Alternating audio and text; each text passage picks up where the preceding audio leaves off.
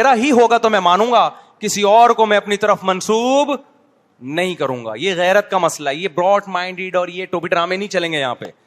تو ہم قادیانیوں کے قائل ہیں کہ بھائی ان کو بھی جینے کا حق ہے, رہنے دو, لیکن وہ اپنے عبادت گاہ کو مسجد کہنا شروع کر دیں, وہ بقرعید میں ہماری طرح قربانیاں کرنا شروع کر دیں, ان کو حج عمرے کے ویزے ملنا شروع ہو جائیں, اس کی ہم قطعاً اجازت نہیں دیں گے, کیونکہ اس سے دیکھنے میں وہ محمد صلی اللہ علیہ وسلم کے امتی لگتے ہیں. ہم کہتے ہیں ایسا کوئی کام آپ نے نہیں کرنا جس سے دیکھنے میں آپ نبی صلی اللہ علیہ وسلم کے امتی لگیں. جیسے ہم غیر شخص کو اپنی طرف نسبت نہیں کر سکتے, اولاد کی باپ نہیں کہہ سکتا میں, تو پیغمبر کی طرف بھی غیر امتی کی ہم نسبت امت والی نہیں کر سکتے. سمجھتا ہے کہ نہیں سمجھتا ہے؟ اللہ عمل کی توفیق عطا فرمائے. وما علینا الا البلاغ. ارشد علی, دلہن کا نام رابعہ ولد محمد غنی خان, مہر کی رقم 50,000. دلہن کے وکیل کون ہے بھائی؟ جناب آپ نے اجازت دی ہے کہ رابعہ بنت محمد غنی خان کا نکاح 50,000 مہر میں احسن علی ولد ارشد علی سے کروں, اجازت ہے؟ الحمدللہ نحمده ونستعینه ونستغفره ونؤمن به ونتوکل علیہ ونعوذ باللہ من شرور انفسنا ومن سیئات اعمالنا, من يهده الله فلا مضل له ومن يضلله فلا هادی له, ونشهد ان لا الہ الا اللہ وحدہ لا شریک له, ونشهد ان سیدنا وحبیبنا وشفیعنا وسندنا محمدا عبدہ ورسولہ صلی اللہ تعالی علیہ وعلی آلہ واصحابہ وبارک وسلم تسلیما کثیرا کثیرا. اما بعد فاعوذ باللہ من الشیطان الرجیم. بسم اللہ الرحمن الرحیم. یا ایہا الناس اتقوا ربکم الذی خلقکم من نفس واحدۃ وخلق منها زوجها وبث منہما رجالا کثیرا ونساء واتقوا اللہ الذی تساءلون به والارحام ان اللہ کان علیکم رقیبا. وقال تعالى يا أيها الذين آمنوا اتقوا الله وقولوا قولا سديدا يصلح لكم أعمالكم ويغفر لكم ذنوبكم ومن يطع الله ورسوله فقد فاز فوزا عظيما.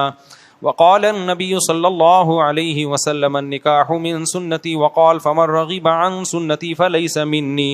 وقال النبي صلى الله عليه وسلم تزوجوا الودود الولود فإني مباهي بكم الأمم. وقال النبي صلى الله عليه وسلم تزوجوا ولا تكونوا كرهبان النصارى. جناب احسن علی والارشد علی, میں نے آپ کا نکاح 50,000 مہر میں رابعہ بنت محمد غنی خان سے کیا. آپ نے اس نکاح کو قبول کیا؟ زور سے ذرا جزاک اللہ. دعا کریں اللہ تعالیٰ برکت دے بھائی. الحمدللہ رب العالمین والعاقبۃ للمتقین والصلاة والسلام علی رسولہ الکریم وعلی آلہ وصحبہ اجمعین. اے اللہ اس نکاح کو اپنے دربار میں قبول فرما, اس کی برکتیں زوجین کو تادم حیات نصیب فرما, آپس کے اختلاف و انتشار سے, لڑائی جھگڑوں سے, ہر قسم کے شر سے اللہ ان کی حفاظت فرما. اے اللہ اس نکاح کو دونوں کے خاندانوں میں جوڑ کا ذریعہ بنا, محبت الفت کا ذریعہ بنا. جس کی جو جائز مراد ہو اللہ اس کی مراد کو پورا فرما. ربنا آتنا فی الدنیا حسنۃ وفی الآخرۃ حسنۃ وقنا عذاب النار.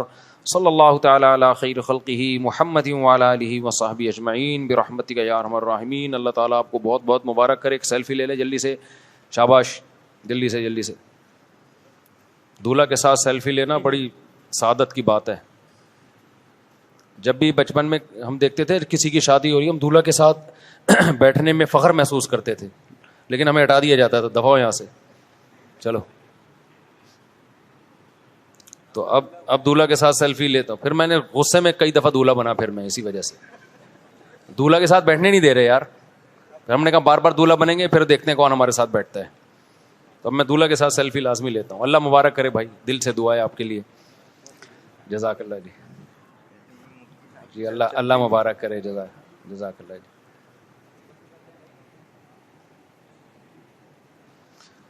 بھائی یہ آدھے گھنٹے میں نا مسائل کا سیشن ختم کرنا ہے. یہ سلسلہ شروع ہوتا ہے تو ہوتا ہی چلا جاتا ہے, گھنٹے گھنٹے لگ جاتے ہیں اس میں. تو مجھے یاد دلانا آدھے گھنٹے بعد ختم. بول بول کے نا گلا بیٹھ جاتا ہے, پھر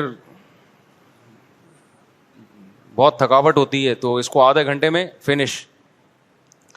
مجھے میرے دوست نے بولا کہ جس طرح سگریٹ حلال ہے اس طرح چرس بھی حلال ہے. چرسی ہے تو چرسیوں والی باتیں ہی کرے گا, چرس حلال نہیں ہے. اور سگریٹ بھی کوئی حلال طیب نہیں ہے, مکروہ ناپسندیدہ چیز ہے. کوئی ایسی چیز نہیں ہے کہ اس کو آپ حلال کا لیبل لگا کے پینا شروع کر دیں. ناپسندیدہ ہے, مکروہ ہے, کیونکہ صحت کے لیے انتہائی نقصان دہ ہے. باقی چرس تو بالکل ناجائز ہے. مفتی صاحب, میں عبداللہ شاہ غازی کے مزار پر گیا, کہتے ہیں نشان عبرت کے لیے, اور قبروں پر سجدہ اور طواف کر رہے تھے لوگ. آپ ایسا پیغام دیو تاکہ لوگ شرک سے بچ جائے اور حکومت ایکشن لے. سلطان احمد, حکومت کے مزے لگے ہوئے ہیں بھائی, وہاں سے پیسہ کما رہی ہے گورنمنٹ. مزاروں پہ چندے باکس رکھے ہوئے ہوتے ہیں, گورنمنٹ نوٹ چھاپ رہی ہوتی ہے. حکومت کیوں یہ کام کرے گی؟ ان کے منہ کو لگ گئی ہے حرام کی کمائی. تو جو بھی جن کے کنٹرول میں بھی مزار ہوتے ہیں نا, سجدے کر رہے ہیں لوگ, جہنم کا سامان کر رہے ہیں اپنے لیے. ہاں, طواف کرو, سجدے کرو, جاؤ آگ میں جاؤ, اللہ اٹھا کے پھینک دے گا آگ میں. خوب سمجھ لو, ان المساجد للہ فلا تدعوا مع اللہ احدا. اللہ کہتا ہے سجدہ گاہیں صرف کس کے لیے ہیں؟ اللہ کے لیے. کسی کو پکارنا بھی نہیں ہے. طواف صرف بیت اللہ میں ہو سکتا ہے, اللہ کے گھر میں. کسی مزار کا طواف کرنا, سجدے کرنا اور مزاروں پہ جانا, میلے ٹھیلے, یہ سب ناجائز ہے, حرام ہے. سمجھتے ہو؟ اور عبرت کے لیے اہل اللہ کی قبروں پہ جایا جا سکتا ہے زیارت کے لیے, لیکن آج کل جو کچھ قبروں پہ ہو رہا ہے تو وہاں کہاں سے جانا جائز ہوگا بھائی؟ وہ تو آپ ان کی برائی میں ان کی تائید کر رہے ہیں جا کے. سمجھتے ہو گے نہیں سمجھتے؟ شیطان جو ہے نا, نے قسم اٹھائی تھی کہ اے اللہ میں ان کو جنت میں نہیں جانے دوں گا. تو شیطان اپنا کام کر رہا ہے, ایسے ایسے کام کرواتا ہے عقیدت محبت میں کہ آپ سمجھتے ہو کہ اللہ ہمارے اس عمل سے خوش ہو رہا ہے, حالانکہ اللہ ناراض ہو رہا ہوتا ہے. سعودی عرب میں کوئی مزار دیکھا آپ لوگوں نے؟ دبئی میں دیکھا؟ یو اے ای میں دیکھا؟ پورے یو اے ای میں, دبئی, ابو ظہبی, شارجہ, کہیں بھی نہیں ہے. تو یہ بدعت, یہ کہ ہندو چونکہ وہ بت پرست ہیں تو ہم لے کا بت تو بنا نہیں سکتے, تو مزار بنا کے پھر انہیں کو سجدہ شروع کر دو. تو یہ آیا سارا وہیں سے ہم لوگوں کے. مفتی صاحب, میں آپ کے کہنے پر رشتہ ڈھونڈنے نکل گیا, مگر کمائی فی الحال کچھ نہیں, مگر الحمدللہ غریب ترین لوگوں میں رشتہ مل گیا. اچھا رشتہ, پسند بھی ہے. لڑکی والے تو تیار ہو جائیں گے, مگر مسئلہ یہ ہے کہ لڑکی کا کھانا پینا اور رہائش کا اور خرچہ اور ذمہ کیسے اٹھاؤں؟ والدین کو بتاؤں تو کہیں گے اپنے سے کم تر لوگوں میں مت کرو, پیسے کماؤ پہلے. خاندان اور دوست وغیرہ صحیح انسان سمجھیں گے. کیا مطلب صحیح انسان سمجھیں گے؟ انکار کر دوں رشتے کا؟ بھائی بات یہ ہے کہ لڑکی کو بتا دیں آپ, لڑکی والوں کو, کہ میرے پاس کمانے کے لیے کچھ بھی نہیں ہے, تو اللہ توکل پہ کرنی ہے تو کر دو. اب اگر ان کے پاس کچھ ہوگا تو وہ نہیں کریں گے. وہ بھی اگر آپ ہی کی طرح فارغ گھوم رہے ہیں تو کہیں گے یار بیٹا ادھر بھی کچھ نہیں ہے, تو چل تو پارسل کر لے, ادھر کچھ ہمت کر لینا, تو شاید کچھ کھلا دے. ایسے بھی بہت سے لوگ ہیں جو آپ سے بھی زیادہ غریب ہیں. لوگ کہتے ہیں نا بیوی کو کھلائیں گے کہاں سے؟ بھائی ایسی جگہ شادی کرو جس کے باپ کی 6 بیٹیاں ہیں, اس کے پاس 6 کو کھلانے کا پیسہ نہیں ہے, تو آپ اس کی ایک بیٹی کی ذمہ داری اٹھا لو گے, اس کی ذمہ داری کم ہو جائے گی اور آپ کی ٹینشن اتنی نہیں ہوگی جتنی اس کی ٹینشن ہے. تو یہ کام آپ کر لو. لڑکی والے اس کے پابند نہیں ہے کہ وہ غریب کو اپنی بیٹی دیں. خوب سمجھ لو, ان کو چاہیے اپنا اسٹیٹس دیکھ کے شادی کریں. وہ لڑکی نے باپ کے گھر میں سونے کے نوالے کھائے ہیں تو وہ سسرال میں کیسے ایڈجسٹ ہوگی پاپے کھا کے؟ تو وہ تو باپ اور تو اپنی بیٹی کے لیے اچھے سے اچھا ہی دیکھے گا. آپ نے کیا کرنا ہے؟ اپنے سے کمتر تلاش کرنے ہیں. سمجھتے ہو گے نہیں سمجھتے؟ لیکن ایسے کمتر نہ ہو کہ آپ کی ان کی طرف اٹریکشن ہی نہ ہو. اٹریکشن نہیں ہوگی تو بیوی کو محبت نہیں دو گے نا. بعض دفعہ اٹریکشن ہوتی ہے لیکن مالی لحاظ سے وہ بہت کمتر ہوتے ہیں, تو یہ زبردست رشتہ ہو جاتا ہے کہ یار اٹریکشن بھی ہے اور اس کے مالی خرچے بھی میرے ذمے زیادہ نہیں ہے, کیونکہ باپ کے ہاں یہ ویسے ہی گزارا کر رہی ہے غربت میں, تو چلو ادھر آ جاؤ. ایسے شادیاں صحابہ کے دور میں ہوئی ہیں. تو ایسے صورت میں آپ نے کیا کرنا ہے کہ بھائی لڑکی کے ابا کو بول رہے ہیں آپ 10,000 میں 6 بیٹیاں پال رہے ہو, میں 5,000 کماتا ہوں تو میں ایک کو پال لوں گا, تو پارسل کر لو, ادھر بھیج دو, یہاں سے اچھا ہی کچھ ہو جائے گا. اس کے بعد ہاتھ پاؤں چلاؤ, تلاش کرو روزی, اللہ انشاءاللہ برکت دے گا. ایک عرب عالم کا ایک قول پڑا بڑا زبردست, کہ جو خدا کسی عورت کو اس کے باپ کے گھر میں کھلا سکتا ہے وہ شوہر کے گھر میں کیوں نہیں کھلا سکتا؟ جبکہ باپ کو اسلام نے حکم دیا بالغ ہو کے بیٹی کو رخصت کرو, شوہر کو حکم دیا کسی کی بیٹی سے شادی کرو, داماد کو حکم دیا. تو آپ اللہ کے حکم پہ یہ کام کر رہے ہو تو اللہ کیسے آپ کو لوارث چھوڑ دے گا میرے بھائی؟ تو اس لیے کر لو. آگے لبرل لوگوں کی چیخیں نکلتی ہیں جب میں یہ بات کرتا ہوں ایکچولی شادی صرف شادی نہیں ہوتی, اس کے 20 مسائل ہیں, پھر آگے اولاد بھی ہوگی اور پھر بچے بھی ہوں گے, تو پھر ان کے اسکول. یہ ٹوپی ڈرامے چھوڑ دو. ہم مسلمان ہیں, ہم خدا کو مانتے ہیں, ہم گورے انگریز نہیں ہیں. انگریز نے خرچوں سے بچنے کے لیے اور فیملی پلاننگ پر عمل کرتے کرتے کھرب پتی ہو گیا, کم بخت اولاد پھر بھی نہیں ہوتی اس کے. وہ کہتا ہے سانپ بن کے بیٹھتا ہے دولت پہ کہ سارا میں نے کھانا ہے, بچے کو نہیں کھلانا میں نے. یہ ہوس ہے. تو جو اللہ پہ توکل کرتے ہیں ان کے بچے بھی ہوتے رہتے ہیں, رزق کے دروازے بھی کھلتے رہتے ہیں. اور جنہوں نے اللہ پہ اعتماد نہیں کیا وہ بیٹھے ہوئے اب تک 50 سال کے ہو گئے, سڑی ہوئی بو آ رہی ہے ان سے کنوارے پن کی. کنوارے کی نا ایک بو ہوتی ہے جو شادی شدہ ہی محسوس کر سکتا ہے. جب اس کے پاس بیٹھو تو وہ بو آنا شروع ہوتی ہے, گندگی کی بو ہوتی ہے اس میں سے, کیونکہ اس کے چہرے پہ رونق نہیں ہوتی, اس کی ڈیزائرز کچل رہا ہوتا ہے. وہ گند یا تو طوائف خانوں میں جا رہا ہوگا یا فوج فلمیں دیکھ کے اپنی ڈھڑک پوری کر رہا ہوگا, اور نہ اس کا گھر ہوتا ہے. اچھا وہ اخلاق بھی اچھے نہیں ہوتے کیونکہ بہت سی برائیاں باپ چھوڑتا ہے اپنی اولاد کی وجہ سے. اس کی اولاد تو ہے نہیں تو اس کو بے عزتی کا بھی خطرہ نہیں ہے. جب اولاد ہوتی ہے, مجھے ایک بندہ تھا شراب پیتا تھا لڑکا, اور ادھر ادھر کاموں میں تھا, شادی کے بعد بھی برائیوں میں تھا. اس کے بیٹی پیدا ہو گئی, میرے پاس آیا, کہنے لگا مفتی صاحب جس دن میری بیٹی پیدا ہوئی میں نے ساری برائیاں چھوڑ دی. کہتے میں نے کہا اس کا مستقبل تباہ ہوگا. تو یہ اللہ نے ایک ایسا رشتہ بنایا ہے نا, یہ برائیوں سے روکتا ہے انسان کو, بیوی بھی بچے بھی. تو فیملی والا آدمی اللہ کو پسند ہے, کنوارے چھڑے چھاٹ اللہ کو پسند نہیں ہے, یہ بدبودار ہیں. جنت میں بھی کوئی چھڑا نہیں ہوگا.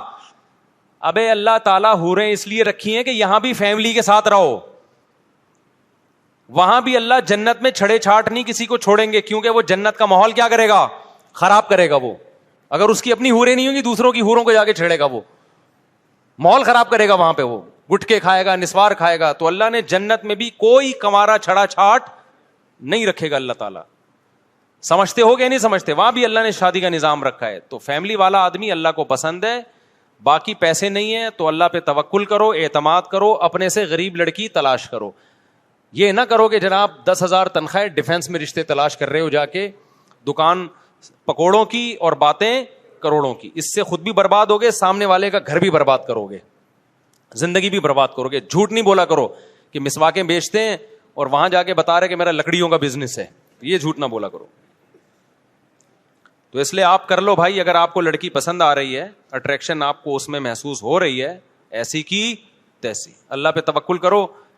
اور جب وہ بولے کھانے کو کچھ نہیں, بولے تیرا باپ کے گھر کون سا کچھ کھانے کو تھا. تو بیگم تیرا باپ بھی صبح اٹھتا تھا نا, جا کے کچھ نہ کچھ لے آتا تھا, تو میں بھی کوشش کر رہا ہوں, کدال لے کے نکل رہا ہوں, کوئی ریڑھی خرید رہا ہوں, ٹماٹر شماٹر لگاؤں گا. تو بھی دعا کر یہاں بیٹھ کے, ہو سکتا ہے اللہ تیری برکت سے مجھے بھی کھلا دے, اور بیوی کی برکت سے تو رزق ملتا ہے. یہ تو طے شدہ بات ہے, حدیث میں آتا ہے تزوجوا النساء فإنهن يأتين بالمال او كما قال صلی اللہ علیہ وسلم. نکاح کرو, عورت مال لانے کا ذریعہ بنتی ہے. اس کا غلط ترجمہ یہ ہے کہ جہیز لائے گی, وہ یہ مطلب نہیں ہے. یہ مطلب یہ ہے کہ مال میں برکت کا ذریعہ بنتی ہے, کیونکہ آپ کی جو بیوی ہے وہ آپ کی بیوی بعد میں ہے, اللہ کی مخلوق پہلے ہے. وہ آپ نے اللہ کی ایک مخلوق کو ٹھکانہ دیا ہے, اور یہ نیچرل وے پہ آپ چل رہے ہو. انگریز کیا کرتا ہے, بیوی خود کمائے گی, شوہر خود کمائے گا. یہ اسلام میں پسندیدہ کام نہیں, اس سے خاندانی نظام تباہ ہوتا ہے. سمجھتے ہو؟ دیکھو میرے پر بڑے بڑے حالات آئے ہیں, میں نہیں اپنی باتیں شیئر کرتا, لیکن کچھ چیزیں موٹیویشن کے لیے ضروری ہیں. لوگ مجھے کہتے ہیں گاڑیوں میں گھوم رہا ہے, یہ کر رہا ہے, اور جہازوں میں اڑ رہا ہے. ہم بچپن میں سنتے تھے کہ علماء کا کبھی بھی وہ زمانہ نہ دیکھو جب وہ مشہور ہو چکے ہوتے ہیں, اس سے غلط فہمی ہوگی. علماء کا وہ زمانہ دیکھو جب وہ مشہور نہیں تھے. سمجھتے ہو کہ نہیں سمجھتے؟ وہ بڑا طویل زمانہ ہوتا ہے, اس میں وہ بڑی آزمائشوں سے گزرے ہوتے ہیں.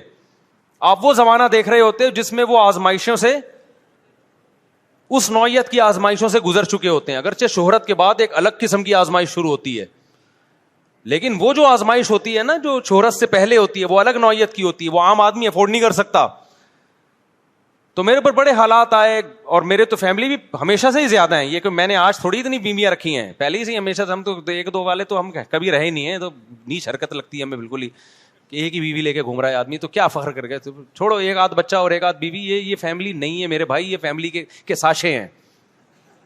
ٹھیک ہے نا, یہ فیملی کے ساشے ہیں کمپنی کی مشہوری کے لیے. فیملی تو بعد میں بنتی ہے, بچے ہوں, بیٹے ہوں, بہویں ہوں, داماد ہوں, بیویاں ہوں, اٹ از کالڈ फैमिली. ये जो एक आध हो के सिमट सिमट के इतने इतने से ये क्या लेके घूम रहा है. मैं देखता हूँ पार्कों में एक बेगम और एक आध बच्चा, तो छोड़ो तुम्हारी, हम तो बच्चों को लेके जब जाते हैं बच्चे लड़ते हैं, दौड़ते हैं, भागते हैं. बड़े ने छोटे को चमाट लगा दिया, छोटा रोता हुआ आया, वो एक शिकायती टट्टू होता है, वो सबकी शिकायतें करता रहता है बच्चों में ना. It is called family. समझते हो कि नहीं समझते? बकरीद में सारे बारी बारी ऊंट पे सवार हो रहे हैं. It is called family. लड़ाइयां हो रही हैं बकरीद में, गाय मैं लेके घूमूंगा, वो कहता है मैं लेके घूमूंगा, मजला कहता है मैं लेके घूमूंगा, वो कहता है ये क्यों लेके घूम रहा है अब्बू, ये मैंने गाय को चारा डालना है. It is called family. मालदारों के यहाँ एक बीवी एक आध बच्चा, छोड़ो बस फैमिली नहीं कहा करो इसको, कुछ भी कह दो फैमिली नहीं है. उनके घरों में जाओ, जो गुलदस्ता 20 साल पहले जहां रखा हुआ था वहीं नजर आएगा आपको 20 साल के बाद. ये कोई घर थोड़ी, ये तो ऑफिस है मेरे भाई. हमारे ऑफिस का माहौल अलग है और फैमिली का माहौल अलग है. ऑफिस में जो चीज हमारी जहां होती है, कोई दाएं बाएं हो जाए, मैं पूछता हूँ ये इधर हटाई किसने, एसी क्यों नहीं चल रहा भाई, ये गिलास कहां से यहां से गायब क्यों हो गया. ऑफिस के ऑफिस में बच्चों को नहीं आने दिया करो. वो काम का वर्किंग प्लेस है ना, वो उसके उसूल अलग हैं. लेकिन घर क्या है? घर तो घर है भाई, घर घर जैसा ही अच्छा लगता है. घर को ऑफिस नहीं बनाओ. समझता नहीं है ना बात को ऑफिस रहने दो. उसमें हर चीज तमीज से, सलीके से, खामोशी होनी चाहिए. उस घर में ये चीजें नहीं चलती. घर में बच्चे हों, लड़ाइयां हों, झगड़े हों, बच्चे शिकायती टट्टू बन के आपको शिकायतें कर रहे हों, अब्बू इसने मारा. हम लोग क्या करते थे, देखो हम लोग भी माशाल्लाह काफी बहन भाई थे ना, तो हमने भी लाइफ को बड़ा एंजॉय किया अपने घर में. मुझे अच्छी तरह याद है, हमारे जो मुझसे छोटा होता था ना, ये छोटी बहन ये छोटा भाई, अब उसने हमें कुछ भी कह दिया ना, मार दिया, पीट दिया, उठा के कुछ भी, हम रोए तो उल्टा बदनाम होते थे. अबे छोटे से पिट गया. और अगर हमने जवाब में छोटे को थोड़ा सा कूट दिया, छोटों की एक शरारत होती है, वो इतनी उनको तकलीफ नहीं होती, वो चीखते बहुत हैं माँ बाप की हमदर्दियां लेने के लिए. मुझे याद है, मुझसे छोटा भाई था या बहन थी, मुझे याद नहीं आ रहा अभी, बहुत पुराना वाकया, हमारी उम्र 7-8 साल होगी. उसने पता नहीं मुझे कोई बात पे ना कोई डंडा वंडा खींच के मार दिया. मेरे बड़ा जोर से लगा, मुझे भी गुस्सा है, मैंने एक हल्का सा लगाया. वो जो चीखा है ना, सैलेंसर फाड़ के जो चीखा है, सारे घर के खानदान के बड़े दौड़ते आ गए, मुझे सुना रहे हैं तुमने किया इसके साथ. मैंने कहा खुदा की कसम इतना किया नहीं है जितना ये बन रहा है. ये बच्चे करते हैं कि नहीं करते? अब माँ बाप चेक कर रहे होते हैं कि ये वाकई एक्टिंग कर रहा है या हकीकत में हुआ है कि नहीं. तो घर तो ये होता है मेरे भाई. समझता है कि नहीं समझता? आजकल घर वर नहीं है, बस वो है बड़ी बड़ी बिल्डिंग है, सरिया वरिया बहुत डाल दिया, बड़े बड़े बेडरूम है, ये साहब का बेडरूम है, ये फलाने का बेडरूम है, ये इतने वॉशरूम है. क्या करना है तूने इतने वॉशरूमों को? बंदा तो है नहीं इसमें बैठने के लिए. सही है. अच्छा, हमारे वालिद साहब फौज में थे, अल्लाह उनकी उम्र में बरकत दे, बड़े मिजाहिया भी थे. मिजाहिया का मतलब खुश अखलाक थे वो. तो वो जब घर में आते तो महफिल और मजे की लगती थी, मजा आता था, हम चाहते थे वो घर में आए. मैं बहुत सारे बयानात में जो लतीफे सुनाता हूं मैंने अपने वालिद साहब से सुने हुए. और ये भी याद रखो, जब औलाद ज्यादा होती है तो अम्मा अब्बा वैसे ही खुश मिजाज हो जाते हैं, क्योंकि वो खुशियां मिलती हैं उनको, एक रौनक मिलती है घर में. तो सुबह क्या होता था कि हम फजर में सब उठते थे, अब्बा ने उठाना होता था, तो वॉशरूम के बाहर लाइन लगा के हम बैठे हुए होते थे ना सुबह सारे यूं. वो निकलेगा तो मैं जाऊंगा. अब्बा हमारे ये मंजर देख के बड़े हंसते थे, खुश होते थे. सुबह सुबह सारे कैसे बैठे हुए. और बच्चे आपको पता है वॉशरूम में जाके जब बैठते हैं तो पुलिस निकाल सकती है उनको, पुलिस निकालती है. फिर वाले साहब जाके टक टक टक दरवाजा बजाते, भाई निकलो भाई, दूसरे ने भी जाना है. आप कह सकते हैं अटैच बाथरूम उस वक्त रिवाज नहीं था, हमारे वाले साहब अटैच बाथरूम के कायल भी नहीं थे. वो कहते थे वॉशरूम होना चाहिए बिल्कुल. बड़ा घर था हमारा तो दूर था, जरा कहीं कॉर्नर पे जाके, कमरों में नहीं था, इसके कायल नहीं थे. बाद में उन्होंने बना दिया, जब आबादी बढ़ गई तो एक और बना दिया उन्होंने. तो घरों में रौनक होती है भाई बच्चों से. अंग्रेजों की लाइफ से धोखा मत खाओ. इनकी जिंदगी में इंटरटेनमेंट के अलावा सब कुछ है. इनकी इंटरटेनमेंट सिर्फ शराब और औरत है, समझ रहे हो? नेचुरल इंटरटेनमेंट इनके पास नहीं है, सिर्फ शराब औरत. जिस दिन गोरे से आपने शराब छीन ली, औरत छीन ली, वो डिप्रेशन से मर जाएगा. उसके पास कुछ भी नहीं बचा है. रिलेशन तो है ही नहीं उनके यहां, मोहब्बतें हैं ही नहीं. हमारे यहां रिलेशन है. इस्लाम ने कहा कि मर्द बीवी को खिलाएगा सारी जिंदगी, तो रिलेशन तो जब ही बनेगा ना. अब वो अपना कमा रही है, तू अपना कमा रहे है, तो क्या रिलेशन हो गया भाई? ये वो कहेगी मुझे तेरी जरूरत क्या है. तो रिलेशन कमजोर होते हैं. जहां मजबूरी है वो एक अलग बात है. मैं ये नहीं कह रहा जिसकी बेगम कमा रही है तो वो गलत है, मुझे क्या पता उनके घरेलू हालात क्या. मैं किसी के जात पे नहीं जाता, मैं एक जनरली एक उसूल बयान कर रहा हूं. تو جنرلی اصول یہی ہے کہ مرد کمائے گا, بیوی کیا کرے گی, کھائے گی. تو اسلام نے حکم دیا یہ وعلی المولود لہ رزقہن وکسوتہن بالمعروف. تو شادی شدہ آدمی کیا کرتا ہے, جب کسی کی بیٹی سے نکاح کر کے اپنے گھر میں لائے گا تو اپنی ذمہ داری اٹھانے کا عہد کرتا ہے وہ. تو یہ اللہ کے حکم کو پورا کر رہا ہے یا اللہ کی خلاف ورزی کر رہا ہے؟ اگر وہ شادی نہیں کرے گا تو مجبور ہوگی وہ لڑکی کہ وہ اپنی کفالت کے لیے جاب کرے. تو اللہ اس عمل سے راضی ہوگا یا ناراض ہوگا؟ ادھر توجہ بھائی, آپ اگر نکاح نہیں کریں گے تو لڑکی جاب پہ مجبور ہوگی نا, اور کریں گے تو ذمہ داری کون اٹھائے گا؟ آپ. تو شریعت کیا چاہتی ہے, وہ جاب کرے یا آپ ذمہ داری اٹھائیں؟ آپ ذمہ داری. تو جب آپ اللہ کے حکم پر عمل کریں گے اللہ کی چاہت پہ, تو اللہ کی بھی مدد ہوگی کہ نہیں ہوگی؟ اللہ اس کام پہ مدد کرے گا جس سے وہ ناراض ہوتا ہے, یا اس کام پہ مدد کرے گا جس سے وہ خوش ہوتا ہے؟ تو خوش اس کام سے ہوتا ہے. تو میں اپنا بتا رہا تھا کہ ہمارے اوپر بھی بڑے بڑے حالات آئے ہیں, تو لوگوں نے مشورہ دیا آپ اپنی وائف کو کہہ دیں کہیں جاب کر لیں. میں نے کہا بھائی ہم روکھا کھا لیں گے, قحط سے مر جائیں گے, انشاءاللہ یہ کام نہیں کریں گے. جو ہے میری جیب میں جو کچھ ہے, میری بیگم بھی وہی کھائے گی, میرا بچہ بھی وہی کھائے گا. میں اگر بھوکا سوؤں گا تو یہ بھی بھوکے سوئیں گے, میں اگر پیٹ بھروں گا تو یہ بھی پیٹ بھریں گے. کمانے نہیں دینا ہم نے, ایسی کی تیسی. بھائی جاؤ. نہیں آئی بات. لوگ کہتے ہیں ایکچولی گزارا نہیں ہوتا. ایکچولی ہمارا تو ہو گیا بھائی گزارا. آپ کہہ سکتے ہو اب ہو رہا ہے نا, او بھائی ہمارا ماضی اٹھا کے دیکھو, ٹھیک ہے نا, اس وقت بھی ہو رہا تھا, اب بھی ہو رہا ہے. جب وسائل ہوتے ہیں تو بھی ہو رہا ہے, وسائل نہیں تھے تو بھی ہو رہا تھا. بچے بھی اسپیڈ سے بڑے ہو رہے ہیں, اور ہمیں تو بچے اتنے اچھے لگتے ہیں, ہمارا دل ہی نہیں چاہتا کہ یہ بڑے ہوں. کیا خیال ہے بھائی؟ بڑے ہو کے پتہ نہیں کیا نکلے ہوئے یار, وہ فرما بردار نکلے. نوح علیہ السلام کا بیٹا نافرمان نکلا تھا, تو ہم کس کھیت کی مولی ہیں؟ یہ کوئی نہیں تربیت 100% کر سکتا بھائی. وہ تو اپنی بچہ جب تک بچہ ہے تو وہ لوگ کہتے ہیں بچے بوجھ ہیں. بچے بوجھ نہیں, بڑے بوجھ ہیں. ہم لوگ بوجھ ہیں اس دھرتی پہ, سمجھ رہے ہو؟ بچہ تو انٹرٹینمنٹ ہے بھائی, سمجھتا نہیں ہے نا بات کو. جب نہیں پڑھے گا رات کو تو کیسے سمجھے گا بات کو؟ تو اس لیے نکاح کر لے کسی غریب سے. جو بھائی نے پرچی پوچھی ہے نا, کر لو شادی. اگر آپ کو اچھی لگ رہی ہے شادی کرو, اللہ پہ توکل کرو. جب بیگم کے کھانے کو کچھ نہیں ہے تو بولو بھائی تیرا ابا بھی صبح کمانے کو نکلتا تھا, میں بھی نکلوں گا. اللہ نے چاہا تو جیسے تیرا ابا تجھے کچھ نہ کچھ کھلا ہی دیتا تھا نا, ورنہ تو مر جاتی نا اب تک, یا بڑی نہ ہوتی. تو ہم بھی کوشش کریں گے بیگم کچھ کھلا دیں. پھر آگے پریگننسی ہو جائے گی تو لوگ تانا دیں گے تمہاری آمدن 2 ٹکے کی نہیں ہے, اور تمہارے بچہ پیدا ہو رہا ہے. تو آپ کہیں یار میں پیدا ہوا تھا میں نے کھا لیا, یہ پیدا ہوئی یہ کھا لیا. کہ نہیں, مخلوق آئے گی پیدا ہو جائے گی تو وہ بھی کیا کر لے گی, کھا لے گی. یہاں لبرل لوگ فوراً کہیں گے کہ صرف روٹی ہی بچوں کا مسئلہ نہیں ہے, اور بھی بہت سارے خرچے ہیں. اور کمال کی بات ہے, یہ تانا وہ لوگ دے رہے ہوتے ہیں جن پہ پاس عیاشیوں کی کمی نہیں ہوتی, اتنا پیسہ ہوتا ہے, وہ یہ بات کر کے نسل روک رہے ہوتے ہیں. تو بھائی جو رزق کا جو اللہ نے وعدہ کیا ہے, تو رزق قرآن کی اصطلاح میں صرف روٹی کو نہیں کہتے, ضرورات زندگی کے تمام لوازمات, ان کو عربی میں رزق کہا جاتا ہے. سمجھتے ہو کہ نہیں سمجھتے؟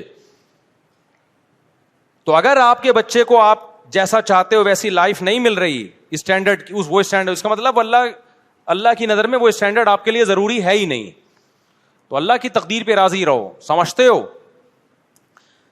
اچھا میرے بھائی, مفتی صاحب داڑھی کی بھی مقدار ہونی چاہیے. حدیث میں آتا ہے داڑھی بڑھاؤ, تو کم سے کم 1 مٹھی, کیونکہ عبداللہ بن عمر 1 مٹھی سے زیادہ بال کاٹ دیا کرتے تھے. کسی صحابی کو ان پہ اعتراض نہیں تھا. تو اگر یہ عمل ناجائز ہوتا تو عبداللہ بن عمر نہ کرتے, لیکن اعفا ہے, بڑھانے کا حکم ہے, تو کم از کم 1 مشت ہونا ضروری ہے.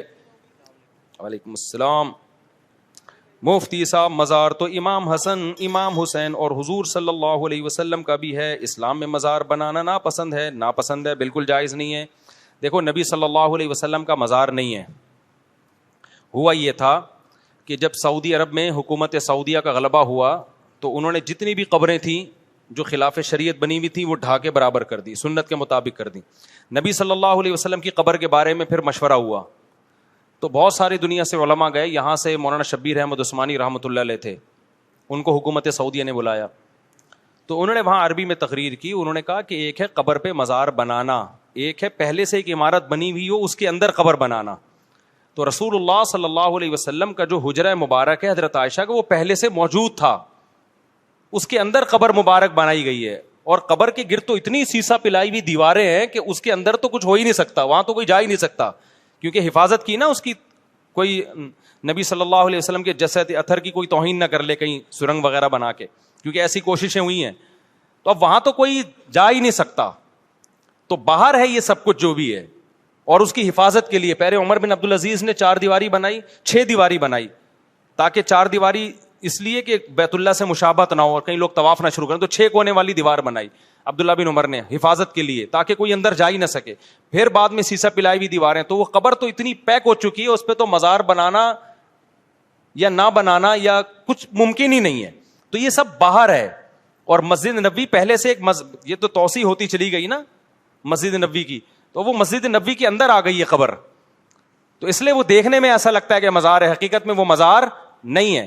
اور نبی صلی اللہ علیہ وسلم کی صحیح حدیث ہے کہ میری قبر کو عیدگاہ مت بناؤ. آپ نے فرمایا اللہ یہود و نصارہ پہ لعنت کرے, وہ اپنے پیغمبروں کی قبروں کو عیدگاہ بناتے ہیں, سجدہ گاہ بناتے ہیں.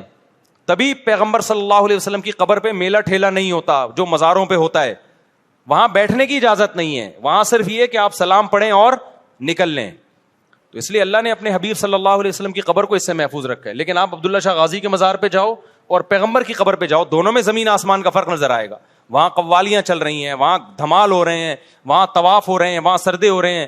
تو کیا نبی کی قبر پہ ایسا ہوتا ہے؟ بالکل نہیں ہوتا. رہا مسئلہ حضرت حسن و حسین رضی اللہ عنہما کا, تو مجھے نہیں پتا ان کی قبر پہ کیا ہو رہا ہے. اگر وہاں بھی یہ سب کچھ ہو رہا ہے جو مزاروں پہ ہوتا ہے تو وہ بھی حرام ہے بھائی. جو بھی اس قبر جن کے بھی وہاں کی جو بھی گورنمنٹ ہے اس سے قیامت کے دن سوال ہوگا, یہ اہل بیت ہیں, آپ نے ان کی قبروں پہ بدعتیں کیوں کی ہیں. مجھے پتا نہیں ہے ہوتی ہیں کہ نہیں ہوتی, لیکن اگر ہو رہی ہیں تو غلط ہو رہی ہیں. وہ ناجائز کام کسی کے کرنے سے جائز تھوڑی ہو جاتا ہے. نبی صلی اللہ علیہ وسلم کی صحیح مسلم کی حدیث ہے, آپ نے حضرت علی کو بھیجا مدینہ میں آنے کے بعد کہ جو قبر ایک بالش سے اونچی نظر آئے اور پکی نظر آئے اسے برابر کر دو. تو نہ ایک بالش سے اونچی قبر بنانا جائز, نہ اس قبر کو پکا کرنا جائز ہے. سمجھتے ہو؟ میں جرمنی گیا, میں نے یہودیوں کا قبرستان دیکھا, اور آپ یہاں مسلمانوں کا قبرستان دیکھو, آپ کو یہودیوں کا قبرستان سنت کے مطابق نظر آئے گا, مسلمانوں کے قبرستانوں میں آپ کو ایسے بڑے بڑے گنبد اور قبے نظر آئیں گے. سمجھتے ہو؟ مفتی صاحب اگر 3 جمعہ چھوڑ دیں تو کیا کوئی شخص کافر ہو جاتا ہے؟ حدیث میں آتا ہے جو 3 جمعہ چھوڑ دے وہ کافر ہے. حدیث کا مطلب ہے کہ اس کے دل پہ اللہ مہر لگا دیتے ہیں, کیونکہ مسلمان جیسا بھی ہو جمعہ نہیں چھوڑتا کبھی بھی. 1 جمعہ چھوڑ دیا, 2 جمعہ چھوڑ دیا, 3 جمعہ, تو اس کا مطلب کفر کے قریب پہنچ گیا. اب اس کے دل سے اللہ اسلام کے جو شاعر ہیں ان کی عظمت ختم کر دیتا ہے اللہ تعالیٰ. اور ہم نے دیکھا ہے جو لوگ جمعہ بھی نہیں پڑھتے نا, وہ پھر بالکل ہی ایک دن آتا ہے کہ مرتد ہو جاتے ہیں. وہ ہسپتالوں میں آپریشن کے ذریعے بچوں پہ ظلم ہوتا ہے, 8 مہینے کا بچہ آپریشن کے ذریعے نکالنا, پھر بچہ تڑپ رہا ہوتا ہے, نہ مرتا ہے اور نہ جی رہا ہوتا ہے, پھیپھڑے کمزور, دل کمزور. بھائی دیکھو, اگر واقعی بچے کی جان بچانے کے لیے ڈاکٹر نے آپریشن کیا ہے تو بہت اچھا کام کیا, زندگی بچا لی ماں کی بھی اور بچے کی بھی. اور بعض دفعہ ایسا ہوتا ہے, سینکڑوں میں کوئی 1 آدھ کیس ایسا ہوتا ہے کہ آپریشن کرنا ضروری ہوتا ہے, لیکن زیادہ تر ایسا نہیں ہو رہا. میں اس کا گواہ ہوں, میرے ساتھ ایسا ہوا ہے بہت دفعہ. ہمارے یہاں بچے کی ولادت ہونے والی تھی, ڈاکٹر نے کہا آپریشن ہے, لیڈی ڈاکٹر تھی, ہم نے کہا نہیں ہوگا آپریشن, دوسری لیڈی کے پاس لے گئے, نارمل بچہ پیدا ہو گیا. سمجھتے ہو؟ ایک دفعہ تو کیا ہوا, ڈاکٹر نے کہا کہ بھائی یہ مفتی صاحب, یہ لیڈی ڈاکٹر نے کہا یہ آپریشن ہی ہے. میں نے کہا جتنے پیسے آپریشن کے بنتے ہیں نا آپ مجھ سے ایڈوانس میں لے لو, بچہ نارمل ہوگا, میں آپ کو پیسے آپریشن والے دوں گا. بل آپ نے کون سا بنانا ہے کہ آپریشن ہوا ہے, بچہ الحمدللہ کیا ہوا, نارمل. آئی بات سمجھ میں؟ تو ہم تو اس کے چشمدید گواہ ہیں کہ ڈرامہ ہو رہا ہے ہسپتالوں میں. اور یہ دوسرے ملکوں میں یہ گڑبڑ نہیں ہے, چائنا میں, امریکہ میں, لندن میں ایسا نہیں ہوتا کہ کسائی بنے ہوئے لیڈی ڈاکٹر, یا چار نہیں ہو رہا, چل بھائی نکال بچہ, وہ چیر پھاڑ کیا. جیسے کسائی نہیں کر رہے ہوتے بقرعید میں, کئی جانور گرانے ہوتے ہیں نا انہوں نے, تو ایک کو پکڑایا, پھر وہ کہتے ہیں ہم دوسرا گرا کے آ رہے ہیں تو اس کو نمٹا. تو ڈلیوری کے کیسز جب ہسپتال میں زیادہ ہوتے ہیں تو میں ان لیڈی ڈاکٹروں کی بات کر رہا ہوں جو میرا بیان نہیں سن رہی, وہ ڈاکٹر کم قصائی زیادہ بنی ہوئی ہوتی ہیں. 2 وجہ سے آپریشن زیادہ کرتی ہیں گائنی کی ڈاکٹریں, اس میں تو اب میل ڈاکٹرز بھی بہت آ گئے ہیں. ایک ٹائم شارٹ ہے ہمارے پاس, کیونکہ نیچرل جب ڈلیوری ہوتی ہے تو وہ ڈاکٹر کی مرضی پہ نہیں ہوتی, وہ خدا کی مرضی پہ ہوتی ہے. سمجھتے ہو کہ نہیں سمجھتے؟ جب اللہ چاہے گا تو بچہ دنیا میں آئے گا, ٹھیک ہے نا. اب اس میں ایک ہفتہ ڈیلے بھی ہو سکتا ہے, 15 دن ڈیلے بھی ہو سکتا ہے, بعض دفعہ وقت سے 15 دن پہلے بھی ہو سکتا ہے جو ڈاکٹر نے. اب ڈاکٹر انگیج رہتی ہے اس میں, ڈاکٹر کہتی ہے یار یہ بڑی ٹینشن والا کام ہے, میں نے ڈیٹ دی ہے 5 دسمبر فار ایگزامپل, 5 دسمبر کو ہی اس کو آنا ہے, میں نے اپنا ٹائم, میں نے سلاٹ خالی کیا اس کے لیے, نہیں آ رہا اپنی مرضی سے, چل بھائی ٹھڑک ٹھڑک یہ گاڑا نکالا سیا چل بھائی. اور یہ اتنا آسان نہیں ہوتا, پتہ نہیں کمر میں انجیکشن لگ رہے ہوتے ہیں, ریڑھ کی ہڈی کے گودے نکل رہے ہوتے ہیں, کیا کیا. اس کے بعد عورت کا بیڑا غرق.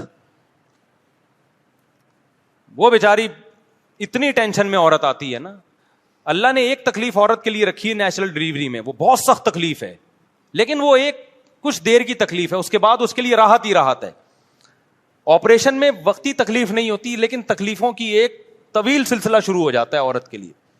پھر بچے بھی زیادہ پیدا نہیں کر سکتی, وہ کہتے ہیں نا بس 2-3 سے زیادہ نہیں ہو سکتے. ایک تو یہ وجہ ہے. دوسری وجہ یہ ہے کہ ہسپتالوں نے ڈاکٹروں کو یہ ٹھیکہ دیا ہوا ہوتا ہے کہ ہم نے سال میں اتنی ارننگ کرنی ہے اور یہ آپ کے ہاتھ میں ہے. تو آپریشن میں بل زیادہ بنتا ہے, پیسے زیادہ آتے ہیں, تو آپ کو کیا پاکستان میں ایمانداری چل رہی ہے کیا ہے بھائی؟ تو بھائی ظاہر ہے 2 نمبر ڈاکٹر بھی ہیں, 1 نمبر بھی ہیں, تو یہ گائنی میں یہ بڑی بدماشیاں ہو رہی ہیں, ہمارے بہت دفعہ کے تجربے ہیں. تو اس لیے جب بھی بیگم کو کوئی ڈلیوری کا مسئلہ ہو تو پہلے یہ تحقیق کرو کہ گائنی کی یہ ڈاکٹر کے پاس جتنے کیس آئے ہیں ان میں آپریشن کتنے ہوئے ہیں. پہلے اطمینان ہو جائے کہ یہ نارمل ڈلیوری کرتی ہے, پھر اس کے پاس لے کے جاؤ. پھر اگر وہ کوئی خدا نخواستہ کیس بگڑ جائے. اچھا بھی بتاتا ہوں میں. بہت سے لوگ جمعہ پڑھنے آئے ہیں, بھائی جمعہ ہو گیا ہے, میں نے اعلان کیا تھا کہ 11:15 بجے بیان شروع ہوا کرے گا, 1 بجے بیان ختم ہوگا, 1:15 بجے جمعے کی نماز کھڑی ہو جایا کرے گی. ہم نے واٹس ایپ پہ بھی گھمایا, ادھر بھی اعلان لکھ دیا, ہر جگہ پھیلا دیا, تو اس لیے جمعہ ہو گیا. اب ہم گریوی چل رہی ہے یہ جمعے کے بعد, 2-4 منٹ میں گریوی ختم کرتا ہوں, ٹھیک ہے. آئندہ سے جمعہ یہاں 1:15 بجے نماز کھڑی ہو جایا کرے گی, سمجھتے ہو. تو اس لیے جب بھی کوئی ایسا پریگنینسی کا مسئلہ ہو تو آپ نے ایسی ڈاکٹر تلاش کرنی ہے جس کے بارے میں رپورٹ ہو کہ یہ آپریشن نہیں کرتی. اور اگر اللہ نے آپ کو مالی وسعت زیادہ دی ہے تو اس کے کان میں جا کے کہہ دو, ایسے کسی لیڈی ڈاکٹر کے کان میں کہو گے بیوی پکڑ کے کوٹ دے گی آپ کو, تو کان میں نہیں کہو, جیسے بھی کہنا ہے پرچی پہ لکھ کے دے دو اور بیگم کو دکھا دو یہ لکھ کے دے رہا ہوں, ورنہ قیامت تک شک کرتی رہے گی پتہ نہیں کیا لکھ کے دیا ہے. حقیقت بتاؤں آپ, قیامت تک شک کرتی رہے گی وہ. تو آپ اس کو بیگم کو بتا دو یہ لکھ کے دے رہا ہوں, اس کو بتا دو کہ بھائی آپ اگر اللہ نے آپ کو مالی وسعت دی ہے کہ آپ نارمل ڈلیوری کریں, ہم آپ کو پیسے زیادہ دے دیں گے.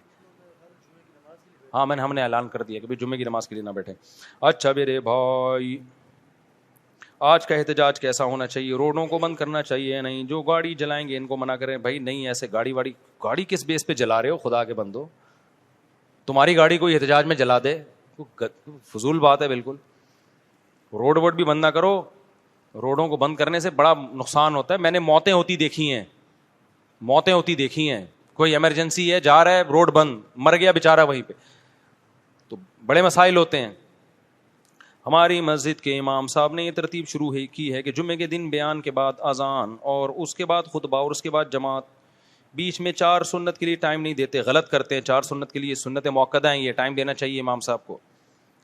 استاد یہ سوال یہ ہے کہ قصوروار مرد بھی ہوتا ہے لیکن حلالہ عورت کے ساتھ خاص کیوں ہے؟ 20 دفعہ جواب دے چکا ہوں میں. مرد نے 3 طلاقیں دیں تو آج بھی بیان میں نے اس کو بتایا, تو اسلام مرد کو سزا دے رہا ہے کہ اب یہ تمہارے ہاتھ سے نکل گئی ہے, تم جذباتی ہو, تم غصے میں 3 دے سکتے ہو, غصے میں تم چاقو بھی مار سکتے ہو, تمہیں اپنی زبان پہ غصے میں کنٹرول نہیں. اور حقیقت یہ جس آدمی کو کنٹرول نہیں وہ گھر بسا بھی نہیں سکتا. تو اب عورت کو پابند تھوڑی کیا کہ تم حلالہ کر کے واپس آؤ. اسلام تو کہہ رہا ہے جاؤ بس چھٹی ہو گئی تمہاری, کہیں اور شادی کرو تم. اب آپ کہتے ہیں بیچاری کہاں شادی کرے, پہلی اتنی مشکل سے ہوئی تھی. تو یہ اسلام کا قصور نہیں ہے, یہ کلچر کا قصور ہے.